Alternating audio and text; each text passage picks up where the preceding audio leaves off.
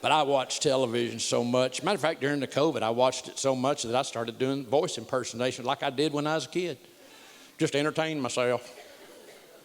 I mean, one day when I'm in the assisted care living center, you know, they'll walk in my room, and one day I might be Bill Clinton and just go, "Hey, God bless you, God bless America. Do not tell Hillary I'm here." I mean, who not? Or next time they come in the next day and I'm Ronald Reagan. "Well, yes, no, maybe. Nancy's a great president." I probably shouldn't do this, but I'm sort of tempted. "Pastor," my Bill Clinton again, "Hey, if I had met Sarah Palin in college, I'd be a Republican today." Okay, moving on. Oh, everybody lighten up. Nowadays, everybody's so uptight. Just good night, you know, have a little fun. Ronald Reagan. "Well, I remember when I ran for president," some of you may remember. Some of my seniors, y'all remember. They made a big to-do about my age, said I was too old. You remember. And it bothered Nancy and it bothered me, always saying, "Yes, no, maybe, yes." Make a big to-do about my age. I remember having coffee with Abraham Lincoln one time. He said it bothered him too.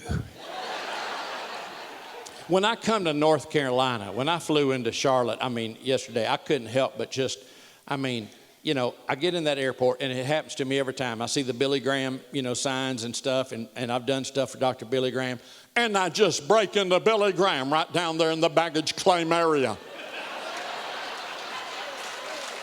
And I just, right there in that moment. And I said, "Your bag won't wait for you, but you will be waiting for your bag."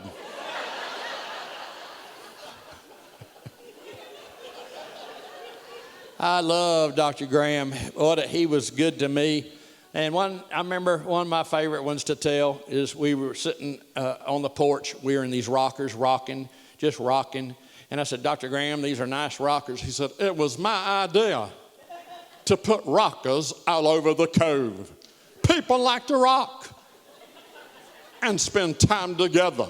Ruth and I had rockers at our home at Montreat, and friends would come over and we'd rock together. I don't know why I said it, but I said Cracker Barrel has some nice rockers.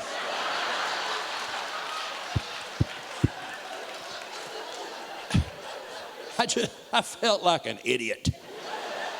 But he's so gracious. You know what he said? "There's too many people at Cracker Barrel." I went, "Right."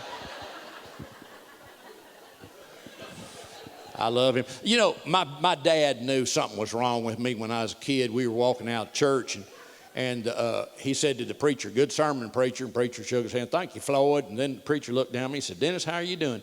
And remember that old show, "Green Acres is the place to be. Farm living is the..." And he said, "Dennis, how are you doing?" "I'm doing just fine.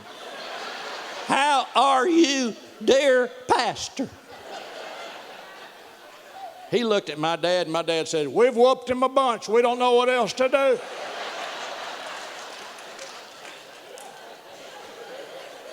Well, I got spankings all the time.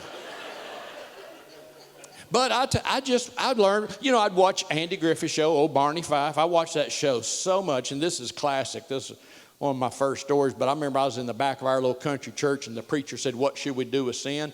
And I stood up, and in the voice of Don Knotts, I went, "Nip it in the bud. You've got to nip it in the bud. Oh, you got to nip it." When I come to North Carolina, I can't help but think of Ernest T. Bass. Charlene, huh? Love you. Charlene. Please and thank you. Oh, he's a nut, you know. I don't know. I just picked up voices, you know.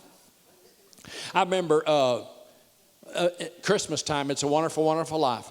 Now, you young people, I'm going to tell you something. If you want to inherit your grandma and grandpa's money, you go to their house at Christmas and say, I want to watch It's a Wonderful, Wonderful Life with Jimmy Stewart. Black and white. It's a good movie. And Jimmy Stewart is on that movie, and it's a great movie. And no man is a failure who has a friend. You've watched it, haven't you, honey? And you've seen it so many times, but you do it for grandma because your parents, they don't have any money, but grandma and grandpa do. So you hug on grandma and grandpa, you give them a big kiss and say, let's watch It's a Wonderful, Wonderful Life. And I'll tell you what will happen. When they die, they won't give it to mama, they'll give it all to you. So love your grandma and grandpa. You know, they love you so much. Did you know that? They love you. You know, grandma and grandpa, Mimi, Pops, Poops, Pops, Big Mama. I'm Papa. My wife's BB. You know why we got those names? Because that's what they put on us, I wanted to be Big Swan.